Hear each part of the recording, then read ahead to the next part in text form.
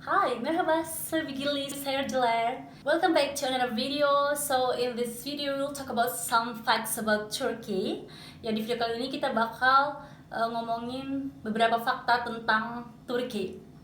But first, please support me by subscribing my channel. Ya sebelumnya subscribe dulu ya teman-teman, biar makin semangat bikin videonya.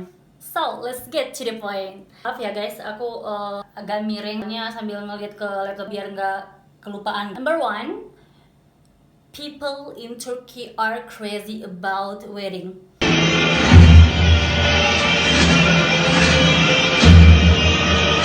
Ya, di Turki itu orang-orang itu gila sama yang namanya wedding ceremony. Like, it's something important for them. Ini bukan semua ya, tapi mostly. Yang kedua, in Istanbul is so traffic. Jadi guys, di Istanbul itu benar-benar sangat macet. Bisa dibilang kayak Jakarta kalau di Indonesia. And you will hear a lot of cars honking, like klakson itu di mana-mana gitu. And officially honking cars like orchestra here.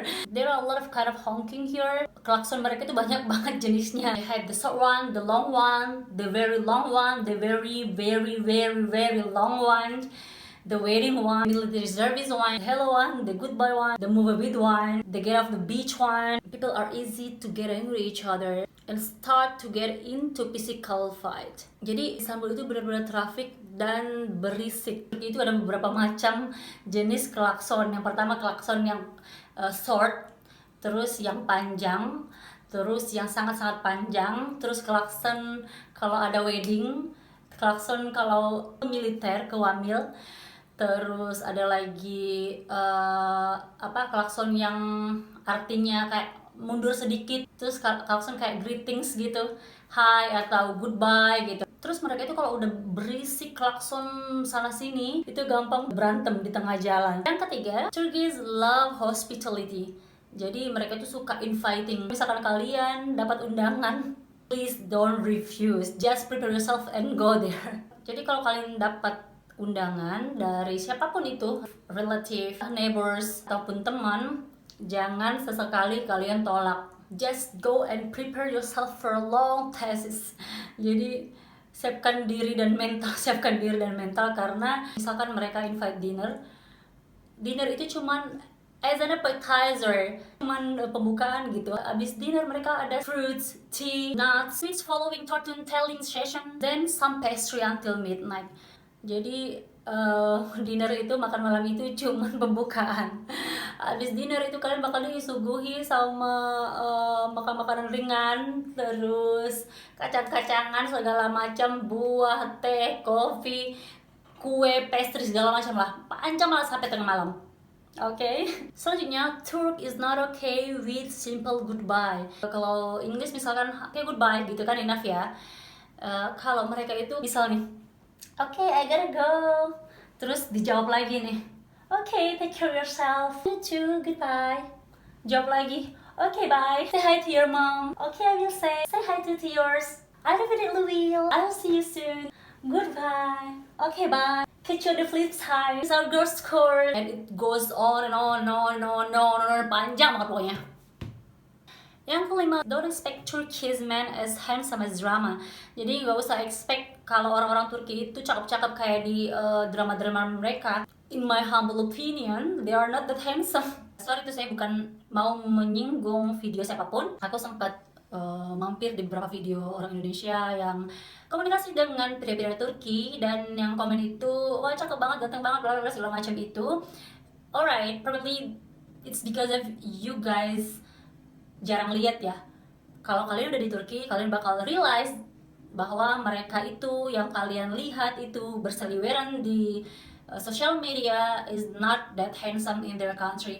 Number 6, cowok Turki itu mommy's boy. Bukan dimanja, lebih dispesialkan. Kalau kalian nonton drama ataupun series yang tayang di Indonesia kayak Abad Kejayaan misalkan, kalian bisa lihat sendiri kalau Sade itu lebih dispesialkan oleh orang tua dan keluarganya daripada si perempuan. Number 7, this is essential.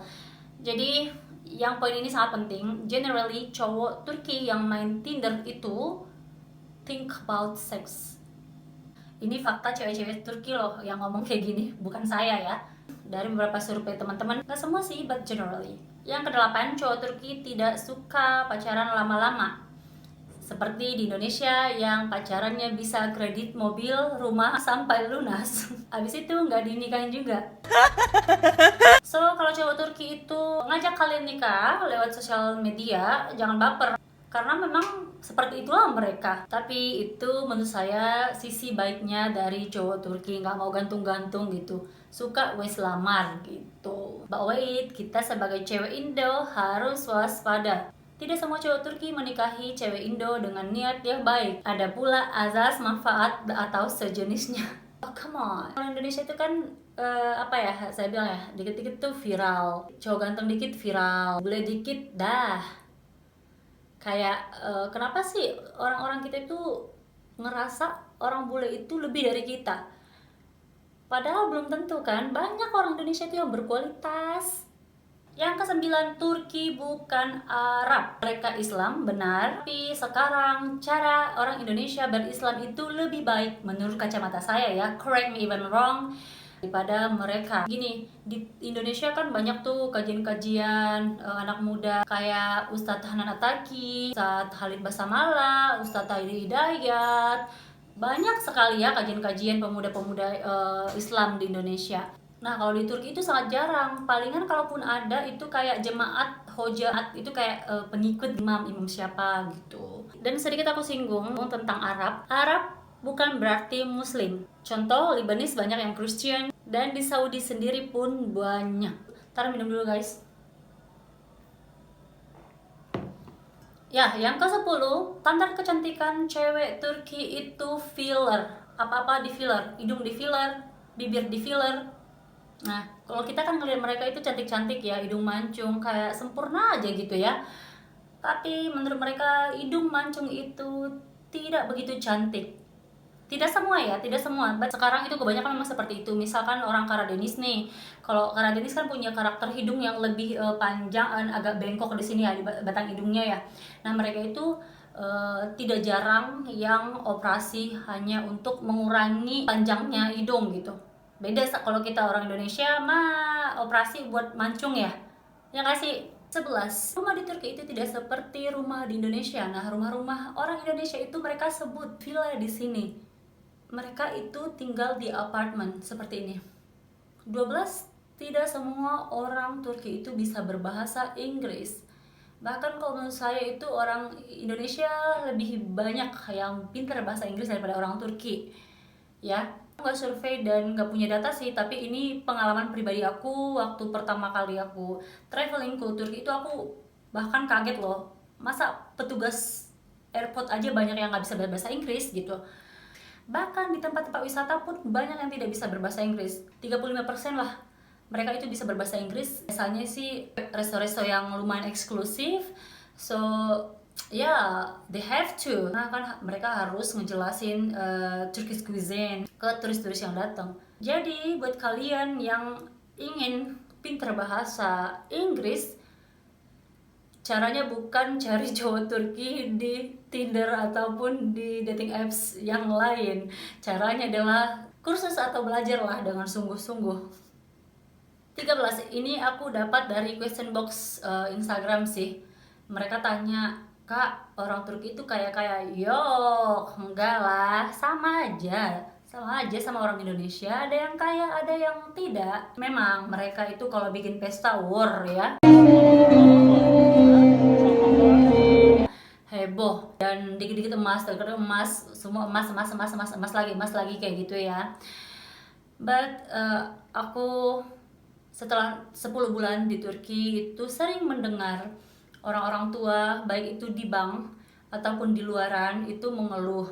Mereka tuh mau menikahkan putri ataupun putranya mereka itu, dan mereka butuh uang dan bela-belain minjem uang di bank buat pesta.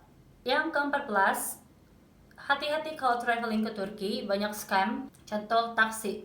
Banyak taksi di Turki itu dia menyalakan argonya.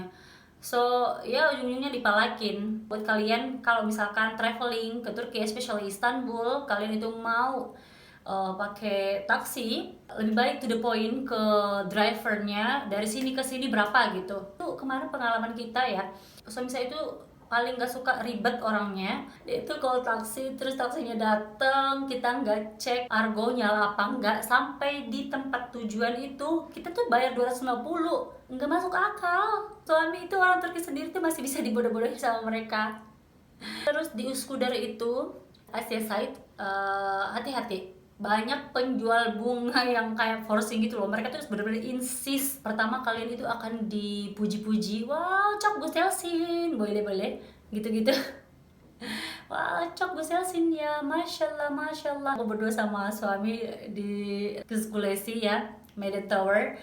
Ada kali tiga penjual bunga yang nyamperin kita. Pertama itu dia bilang, wah kalian pasangan yang cocok, masya Allah, satunya cantik, satunya ganteng, terus udah punya anak belum, nanti bakal punya anak. Terus ujung-ujungnya itu dia itu maksa kasih bunga mawar ke kita gitu. Kita udah tolak itu kayak kasihan, tapi mau dibayar juga buat apa gitu. So hati-hati. Last but not least, Sultanahmet, Taksim, apalagi ya, pokoknya tourism places Istanbul, kalian harus hati-hati sekali karena mereka itu bisa pasang harga yang tidak masuk akal. Misalkan kalian beli barang itu not even the best one. Okay guys, thanks for watching the video. Hope you find it informative. Don't forget to subscribe once again. Bye y'all.